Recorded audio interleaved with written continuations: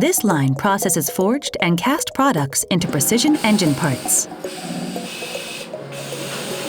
We make ultra-precise parts down to a 1/1000th millimeter threshold, utilizing multiple processes. These include rough machining, heat treatment, semi-finishing, and finishing. The precision processes used to build engines help them run smoothly, with high power output, low fuel consumption, and increased durability.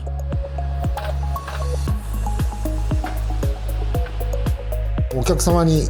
満足していただけるように、全てのいいものだけを作っていくということを目指して我々の方、日夜生産の方を取り組んでおります。We work to ensure that no defective products are passed on to the next process in line.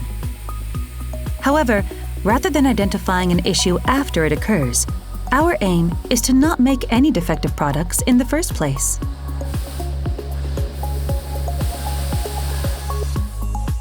これまでは専門のメーカーでありますとか、専門部署にお願いしていた、点検作業、そういったことを、我々が技能を習得することによって自らの手で日々点検管理の方を行っております。If we create facilities that produce only high-quality products and control the production environment at all times, defective products will not be produced. 私たち今物を作るための道具、そういったものをしっかり管理することによっていいものしかできない、そういったライン作りを行っております。ここの場所で、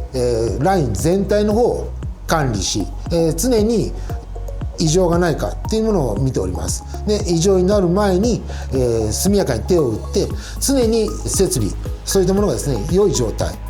というものを維持するっていうことを今やっております。その結果、